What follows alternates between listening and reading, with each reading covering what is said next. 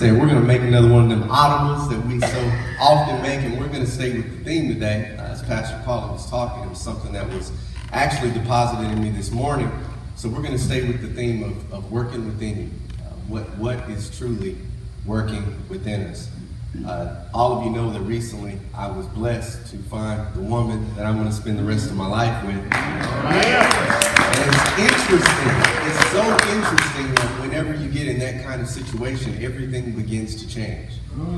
The way you look at everything is different. I see nothing but smiles and grins coming across the crowd. Why? Because we touched a chord somewhere deep down off in there.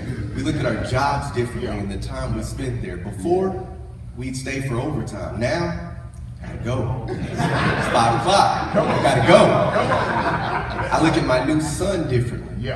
Before I had a son, how I spent my time, where I spent my time, what I did, the decisions I made, the thoughts that I had were differently. And in a matter of weeks, I've noticed that when I look at him, it's in a totally different perspective. I even noticed that the thoughts that I have when I'm away from them come in and go out in a totally different way. It hits you in a point, and I know that all of you have been in this place where you just sit in a quiet room and you just think, and you wonder, and you're pondering, because you realize that if 3 weeks can make such a big difference, you wonder about the rest of your life. And that puts us in a place where we start looking at everything and wondering, like, if such a small but big change can make such big changes, you start looking back on the things that you used to do. I graduated college, got a bachelor's, went back, got a master's, but now when I look at it, it doesn't hold the same value. I appreciate it, but it doesn't hold the same value. Coming out of college, I had a job, it was a phenomenal job, and I've told you guys about it. They paid me all kind of money, sent me around the world, cars, all kinds of anemones. But now that I look back at it, it doesn't hold the same value. I appreciate it, but it doesn't hold the same value. In high school, we won a national championship and a state championship, and if you would have asked me my junior year, that would have been the creme de la creme of all accomplishments that we could do. But now when we look back on it, it doesn't hold the same value. And that brought me to the process of wondering, what is value? Like, what should be most valuable to us as men? In 2004, I had a really interesting year. I was living in UTA, living in Arlington, going to school in UTA, and I was traveling back and forth to Mesquite because I had to commute because I worked at UPS actually. I was a belt suit there. One night I'm headed back to my residence and I'm following a red GT Mustang. We were floating. It was floating, I was floating, we were getting somewhere fast. Mustang swerves to the right and I don't have an opportunity to, so I couldn't check my blind spots. I had to continue going forward. I hit something, the car jolts, almost lose control, gain back control. Of course, get my 3 hallelujahs and my 1 Hail Mary, and I kept moving forward. 2 seconds later, I saw a spark, a flash of light. I look back over my shoulder, can't see anything. Keep going forward. See another one, look back over my shoulder, can't see anything. Next thing I know, I see lights. I turn back, the whole back of my car is on fire. Right on 30, many of you know where it is, where the shoulder opens up very wide. I swerved over there, jumped out of the car, started to run away, and then I did what most of us do in situations of intensity. I immediately started making stupid decisions. For some reason, I decided that the best thing for me to do in that moment was to run back to the car because I had left it running, and I just didn't feel like a car on fire should be running. Like, I should get the keys back, just in case. I don't know. I can't bring you the rationale right now, but I know that there was something inside me somewhere off in there that had to be a lick of wisdom. Ran back to the car, got the keys, ran away, and then I became that person. You know, that person on the side of the road that everybody drives by but nobody actually stops to help? Those people where you see traffic backing up because you're a couple miles back and you think it's going to be this major wreck, and you get there and you realize that they're just observing what's going on, and you get to see how holy you are. Am I going to pray for the person going through the situation, or am I going to pray for the people that should have been driving normal, right? So in that situation, finally somebody pulls over to help me. It was a semi-truck. I run to the semi-truck and he jumps out, and I'm thinking, oh, I've been saved. And he gets out and he says, "Hola, Shalapote," and he starts speaking. I swear he was speaking in tongues. I found out later it was Spanish. But I couldn't understand a word he was saying. He couldn't understand a word I was saying. I'm trying to get help. Eventually, he gives me a fire extinguisher. I run over there, try to put it out. Totally fails. Cool breeze hits it, blows back up. Horrible night. Make it back. My brother and I do something we've never done before. The next 3 weeks, we go to junkyards, and we looked at the blueprint. We looked at what was before us, and then we would take pictures, yank the stuff out, and in 3 weeks, we totally rebuilt that car, scrubbed it down, looked better than it ever had before. March 10th of that same year, I got some body work. I was headed back from Dallas. I was stopped on 635 because of construction in that newly renovated car, and I get slammed into the back by a drunk driver driving a black Monte Carlo. He hit me so hard, I flew underneath a Nissan Pathfinder, and he spun out of control. The police officers think that he was going at least 65 miles per hour, wasn't cognizant. Car was gone, couldn't feel my legs, it was horrible. Didn't get back in that car again. My brother decided that he was gonna give me his car, so he gave me his car. Almost a month later, I get hit by a semi-truck that didn't check his blind spot. Gave that car back to my brother, bought a new Mitsubishi Galant GT Infinity sound system, leather seats, black alloy rims, one of the most beautiful cars that I've ever had. I'm driving back because I left UPS, I felt like 30 was cursed. So I got a job at American Outfitter, and I'm driving home, and Dodge Ram, grill guard, old style model, runs a red light, takes the car out, hits me 3 times before I spin and I slam into a light pole. Company buys me a car in January of the following year. In the middle of that year, I'm driving back, semi-truck doesn't check his blind spot, takes me out, hits me so hard, I jump up on the shoulder and I'm actually horizontal while I'm driving. And I got hit by one more semi-truck before the madness stopped. And if you had to ask me at that point, what is my most valuable resource, I would have told you that it was my life. But do I place value based on what life has given me? Or am I going to place value on what the truth is? Is my life my most important resource? Is your life your most important resource? Is that what our teacher teaches us? Is that what our instruction manual teaches us? And before we jump too hastily, because when you start asking questions, the initial response from people that are listening to a question is you have things that start to go through your head. You start to process it. So some of you might have had things pop into your head about family. Some of you might have had friends. Some of you might have had this establishment. Some of you might have had, the answers are going to vary as far as the East is from the West, but when I ask myself this question, the first thing that popped in my head is I always am very harsh on myself. I have to make sure that the things that I believe are in alignment with the steps that I take. I will not allow myself to process something as the truth that my life is not manifesting in alignment with it.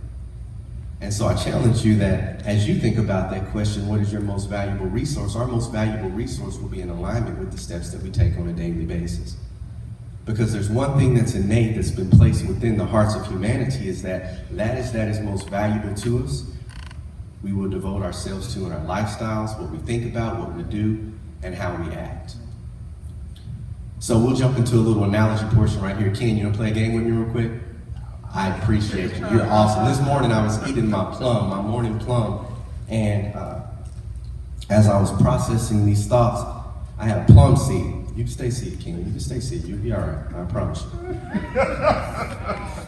So, Ken, I'm going to tell you that this is a plum seed.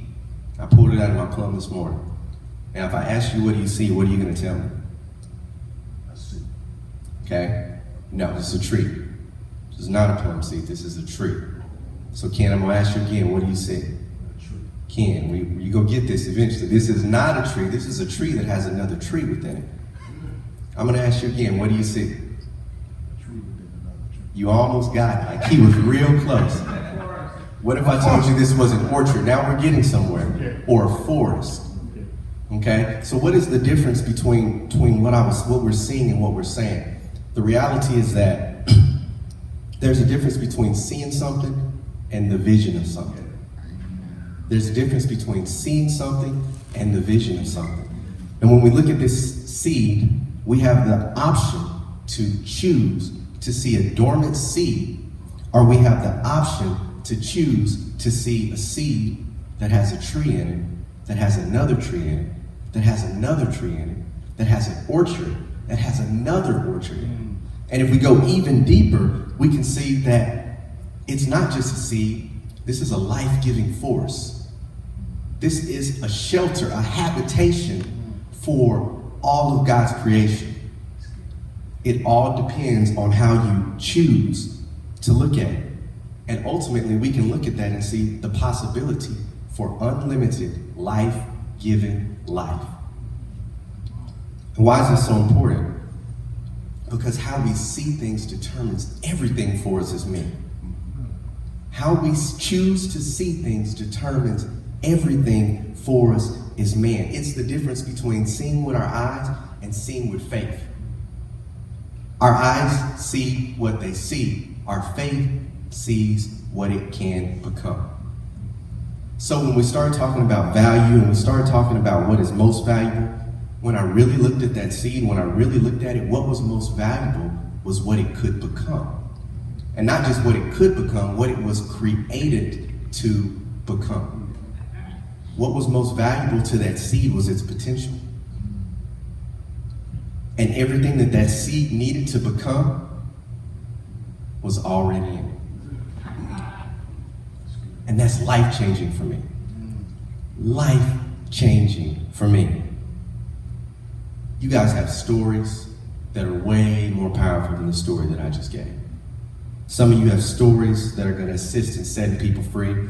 Some of you have stories that are going to encourage people to be more, stories that are going to reach people, stories that are going to teach people, stories that are going to lead some people to believe. Yet every single thing that you can write down on a piece of paper and tell me is not your potential.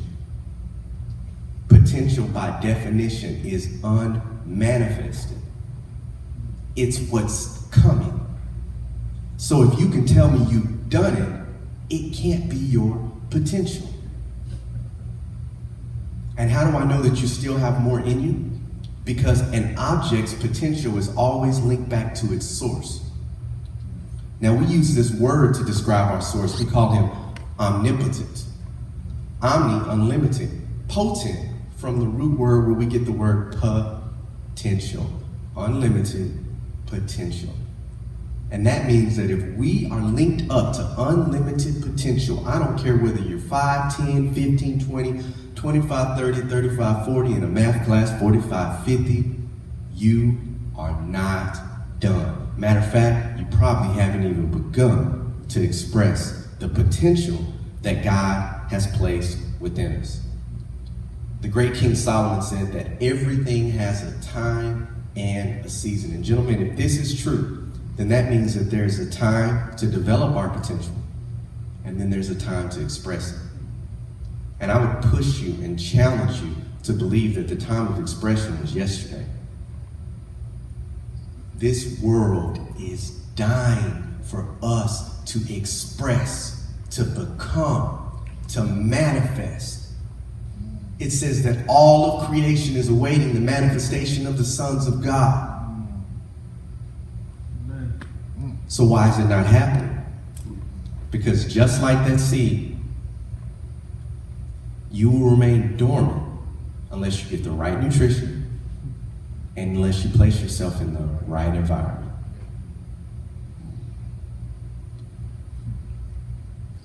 I would challenge us to believe that, even going a step further, that our most valuable resource is not even just our potential. That going a step further, our most valuable resource is our time. Because you and me and every other human on this planet has a clock that's ticking. And we have a limited amount of time to express the potential that we were sent here to express. Jesus was just the door. No man in his right mind, if I gifted you with a mansion, is going to spend his whole life in the doorway. It's just the beginning. The potential is inside the door. And the deeper you go and the more that you explore and the more that you look, the more that you become to realize that there's so much more. I had an uncle pass just recently and I sat staring at the casket and I'm wondering, is he full of seeds? Is he full of seeds? Did he become? Did he express his potential? And this becomes the driving force for every single action that we make on a daily basis. Our understanding that we were sent here to become. We were sent here to become.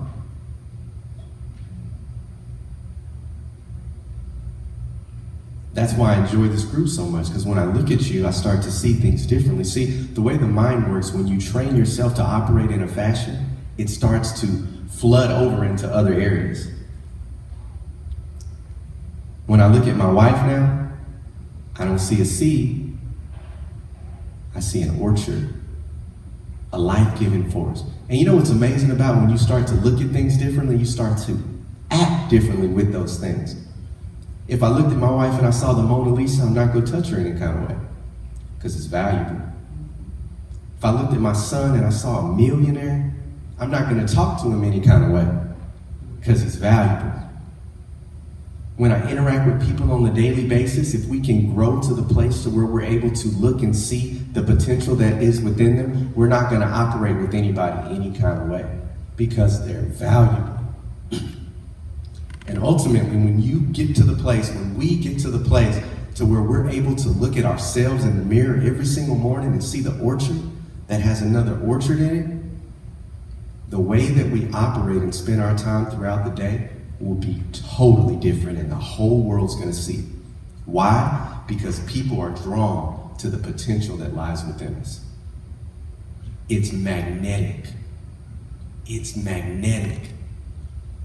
People pay $40,000, $50,000 to have TD Jakes come walk up on a stage. Why? Because he's expressing his potential.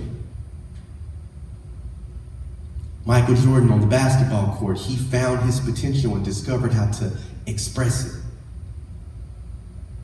Steve Jobs, every single time that they come out with a new invention that the whole world grapples around, he has found a group of people that when they express their potential, the whole world gravitates to it.